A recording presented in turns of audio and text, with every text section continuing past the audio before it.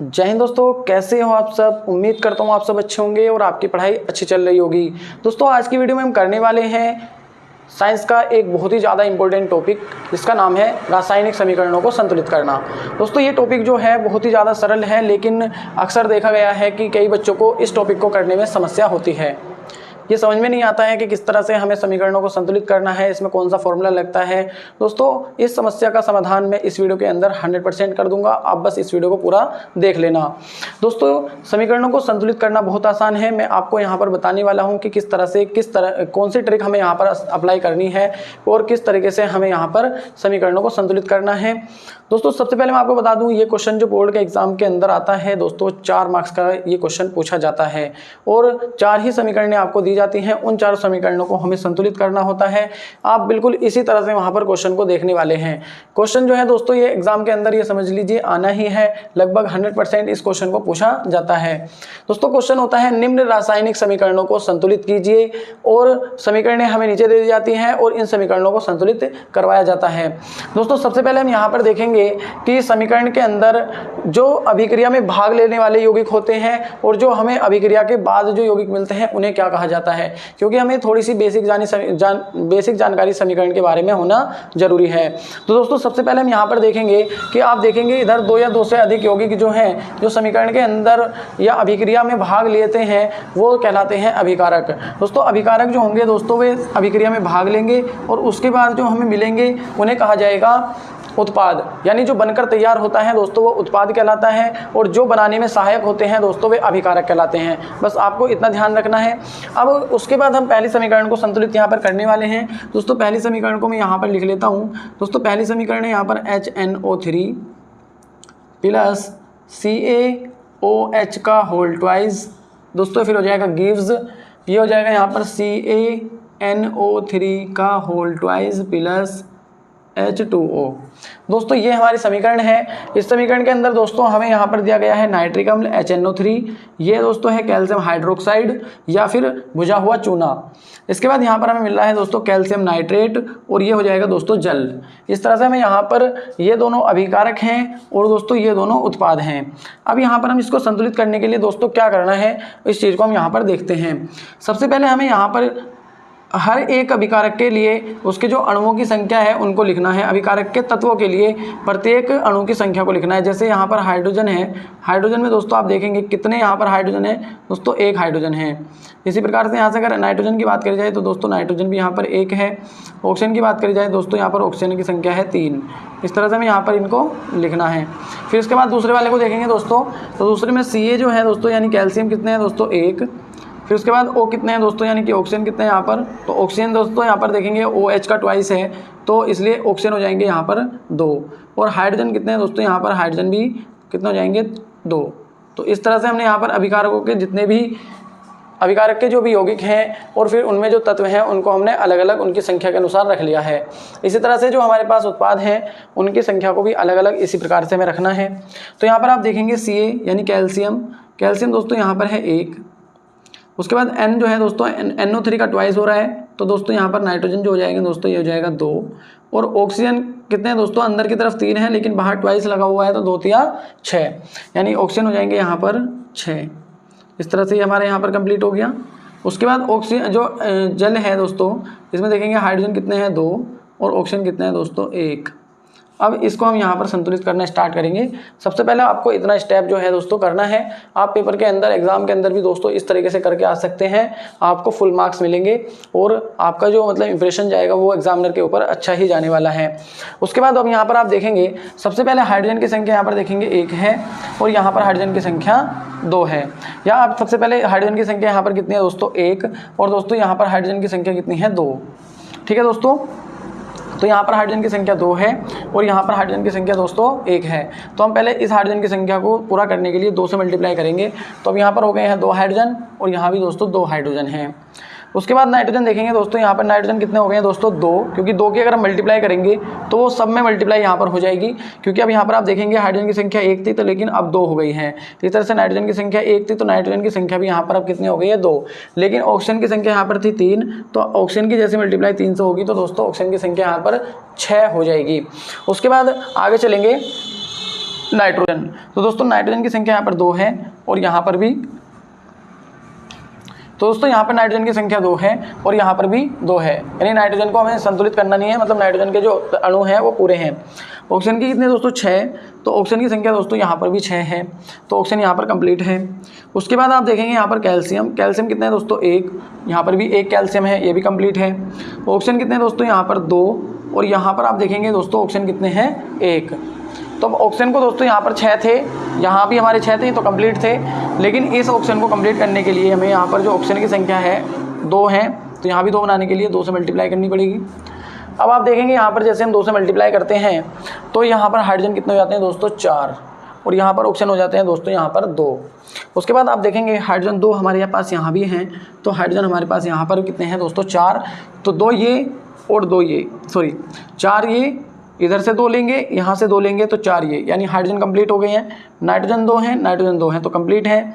Oxygen 6 और 2 8, तो 6 और 2 8, ऑक्सीजन भी कंप्लीट है। उसके बाद कैल्शियम जो है यहाँ पर 1 है तो यहाँ भी 1 है। इस तरह से आप देखेंगे कि अब हमने यहाँ पर जो है सभी तत्वों को, जितने भी तत्व के जो भी अणु हैं उन्हें हमने कर लिया है कंप्लीट। अब उसके बाद हम देखेंगे यहाँ पर हमने मल्टीप्लाई कौन कौन से यौगिक के अंदर करी है। यहाँ पर आप देखेंगे HNO3 में हमने मल्टीप्लाई करी थी 2 से, तो हमें 2 से मल्टीप्लाई यहाँ कर देनी है। इसमें हमने कोई मल्टीप्लाई नहीं करी, ऐसे ही छोड़ना है, और यहाँ पर भी हमने कोई मल्टीप्लाई नहीं करी है तो इसे भी ऐसे ही छोड़ना है। लेकिन यहाँ पर आप देखेंगे जो हाइड्रोजन और ऑक्सीजन है इसमें हमने 2 से मल्टीप्लाई करी थी, तो इसलिए जल में हमने 2 से मल्टीप्लाई करी है, तो यहाँ पर भी हम 2 से मल्टीप्लाई करेंगे और इस तरह से हमारी जो अभिक्रिया है दोस्तों हो जाती है संतुलित। और आपको बिल्कुल इसी तरह से समीकरणों को जो है संतुलित करना है, ये बहुत ही आसान तरीका है। अभी हम अगले वाली समीकरण को समझेंगे और उसके माध्यम से आपको ये बहुत ही आसान और सरल लगने वाली है। चलिए दूसरी अभिक्रिया को हम देखते हैं। तो दोस्तों मैंने दूसरी अभिक्रिया को यहाँ पर लिखा है और दूसरी अभिक्रिया दोस्तों हमारी जो है वो क्या है, NaOH H2SO4 से हमें दोस्तों यहाँ पर अभिक्रिया करा रही है। दोस्तों मिल रहा है यहाँ पर Na2SO4 और जल। इसको हमें कैसे संतुलित करना है आइए समझते हैं। बिल्कुल दोस्तों सबसे पहले हम यहाँ पर वही करेंगे कि Na को देखेंगे दोस्तों, यहाँ पर Na यानी सोडियम जो है दोस्तों कितने हैं, सोडियम के अणु यहाँ पर 1 है। ऑक्सीजन कितने हैं दोस्तों यहाँ पर, ऑक्सीजन भी दोस्तों यहाँ पर 1 है। और हाइड्रोजन यहाँ पर कितने हैं दोस्तों, हाइड्रोजन भी यहाँ पर 1 है। इस तरह से हमें सबसे पहले इन्हें लिखना है। उसके बाद अगले स्टेप में हम क्या करेंगे दोस्तों, अगले स्टेप के अंदर ये देखेंगे कि H2SO4 के जो अणु हैं दोस्तों किस तरह से हैं। तो हाइड्रोजन यहाँ पर कितने हैं दोस्तों 2, सल्फर यहाँ पर कितना है दोस्तों 1 और ऑक्सीजन दोस्तों यहाँ पर कितने हैं 4। तो ये हमारा हो जाएगा H2SO4। उसके बाद हम आगे चलेंगे, यहाँ पर इसके जो उत्पाद हैं उसमें जो सोडियम है Na, उसके अंदर जो अणु हैं दोस्तों 2, जो सल्फर ऐसे हैं दोस्तों उसके अंदर है 1 और ऑक्सीजन जो है दोस्तों यहाँ पर कितने हैं 4। तो इस तरह से हमें यहाँ पर Na2SO4 को लिखना है। और उसके बाद हम आगे चलेंगे जो कि है जल। तो इसमें हमें हाइड्रोजन जो है दोस्तों कितने हैं 2 और ऑक्सीजन जो है यहाँ पर 1 है।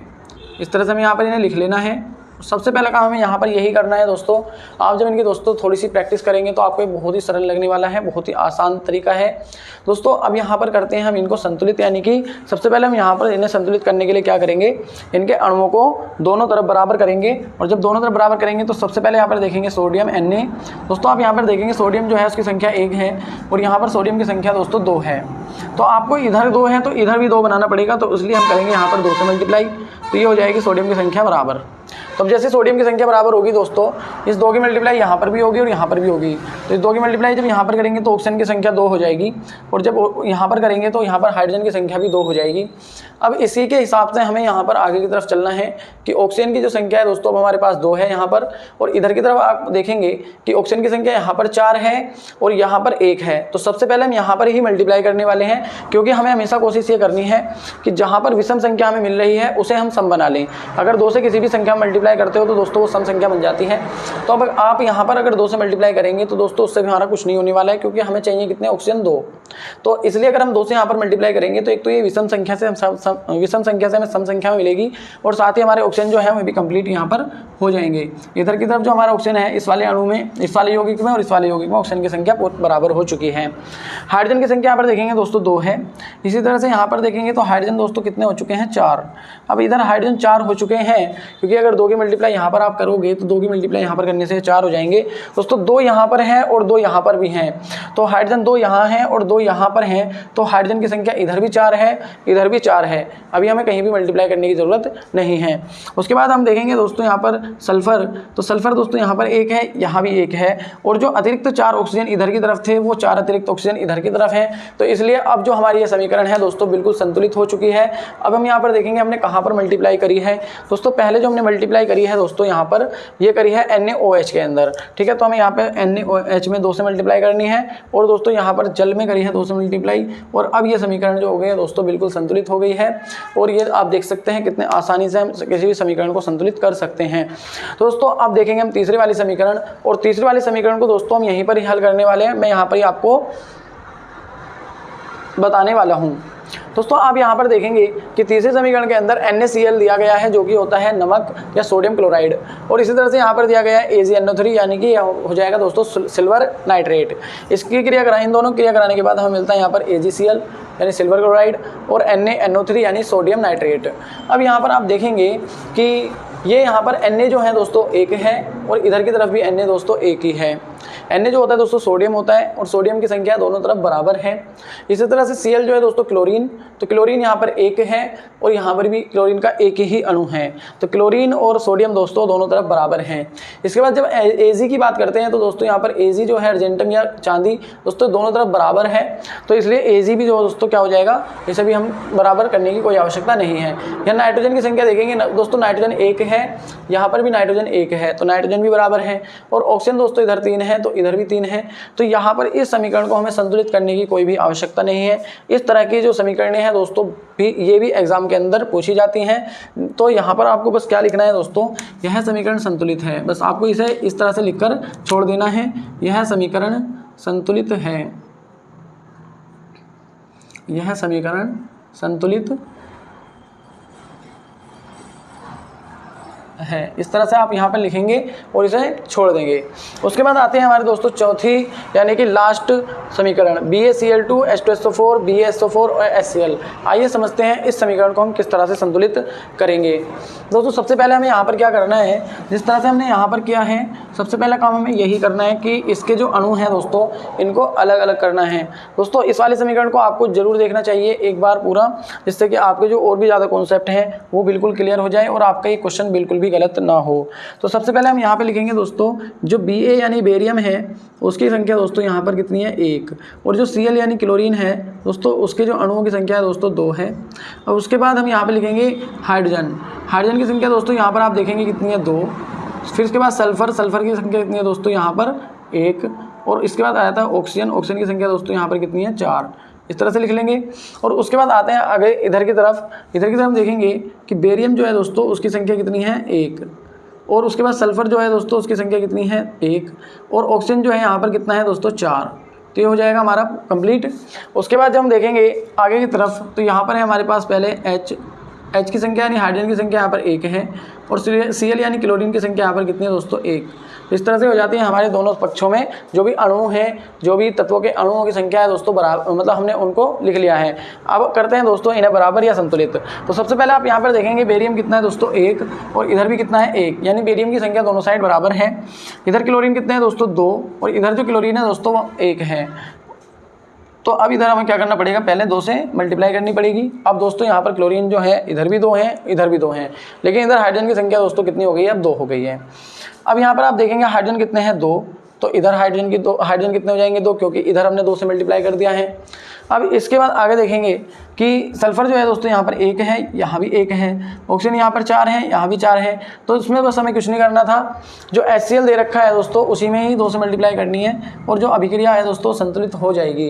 दोस्तों इस तरह से आप किसी भी समीकरण को संतुलित कर सकते हैं, और समीकरण को संतुलित करना बहुत ही ज़्यादा आसान है, और मैं समझता हूँ आपके ये समझ में बिल्कुल आ गया होगा।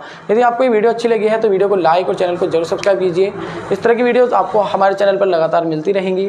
दोस्तों मिलते हैं अगली वीडियो में, तब तक के लिए जय हिंद, जय भारत, थैंक यू।